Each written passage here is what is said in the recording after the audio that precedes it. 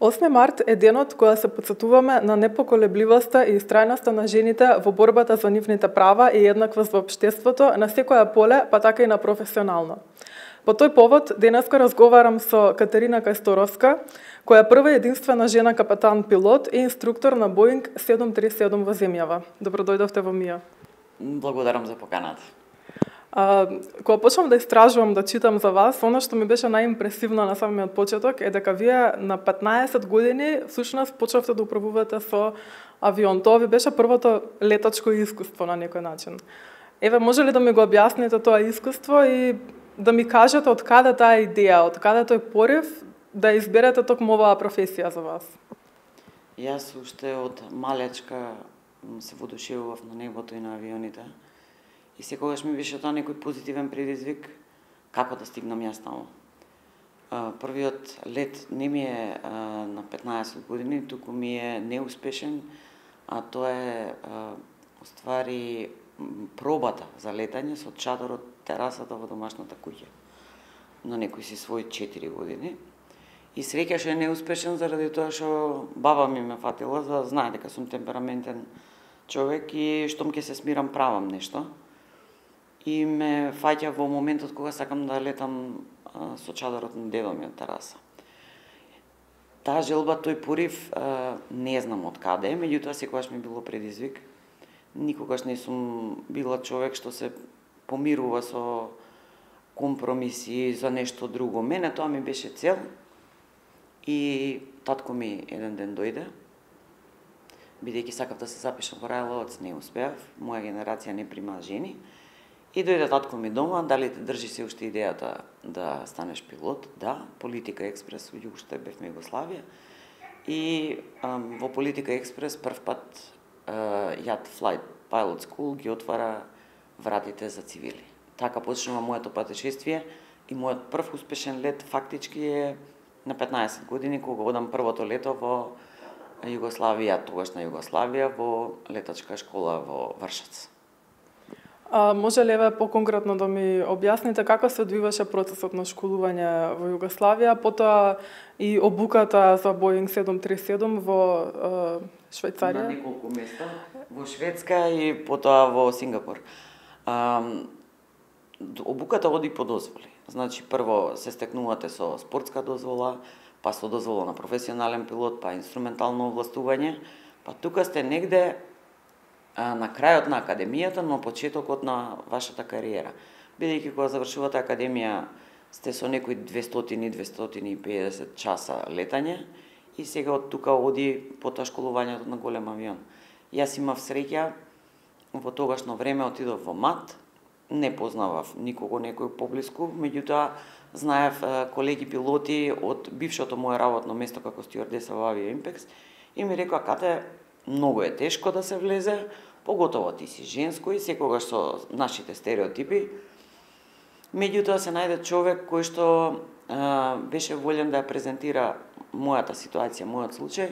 Тоа беше капетан Петар Балок, капетан на DC-10 во Јат, и најде одобрување неговата идеја и потоа почнав да работам во МАТ, да се школувам за 737 во Шведска и потоа да летам на тој авион, потоа на Боинг 777 кога работев за Катар Airways, школувањето беше во Сингапур, така да на различни места се одвиваше школувањето, зависно од тоа каде имаат Боинг 737 како тип и каде имаат школи за тоа.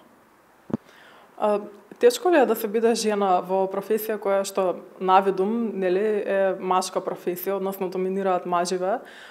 Се соочувате ли со одредени предизвици во вашиот кариерен пат? Искрено, тешко е да се биде пионер во било која професија. Тие стереотипи јас ги рушев во да речеме. Дека ако некој се проверува на еден начин, не значи дека ние жените се проверуваме, дека сме проверувани на друг начин. Имаме исти однос и едните и другите. Меѓутоа, да се биде 3% од светската популација капетани жени во авиација, самиот процент од 100% да се биде 3% е, самото си кажува колку е тешко и колку всушност представува колку е предизвик. Се соочувате ли со одредени стереотипи во општеството кога ќе слушнат за вас и за вашата професија? Некои коментари? Секогаш имало коментари, стереотипи има секогаш. Прв пат со стереотипите се судрив уште на зошто тука се печеш под падобран на стартна линија кога за овие пари можеш да отидеш негде на одмор. Првиот стереотип. Второ, како ќе се справиш, жените се повеќе за во кујна, за некои други работи. Меѓутоа, мене туѓите идеи никогаш не ме интересирале. Јас сум свој индивидуалец од како знам за себе, така да имам свој начин како да се справувам со тоа. А каков е вашиот однос со мажите колеги? Дали си имате некогаш соочено со одредена дискриминација од колегиве само ради тоа што сте жена? Си имам соочено и со дискриминација и со мобинг во Катар Ервес на колега капетан од Малезија му сметаше да лета со жена, така да тој си напиша негово видување на целата ситуација која што воопшто не беше точна. Меѓутоа многу се тешки напорите да го докажете тоа во светот на мажите. Какво е чувството кога ве дискриминира некој само ради тоа што сте жена и како реагирате во такви ситуации? Останувам мирна. Мојата парола од секогаш е дека квалитетот секогаш излегува на површина. Може би треба многу повеќе време за да, бидејќи сте ставени во позиција да се докажувате, нели? Се докажувате за нешто кое што вашите колеги немаат потреба да го докажуваат, а вие морате постојано сте ставени во позиција да некој ве тестира. Не е убаво чувство, никаква дискриминација, било кој кога е дискриминиран е многу неубаво и понижувачки. Дефинитивно понижувачки, бидејќи нема причина за тоа. И еве за крај уште едно прашање, која е вашата порака или вашиот совет што би го дале на млади девојки кои што имаат желба и амбиции да се насочат на овој професионален пат? Како да ги мотивираме, знаејќи дека патот е тежок и дека е тешко да успееш на ова поле? Јас сум една од ретките луѓе на кои што сонот и се исполни.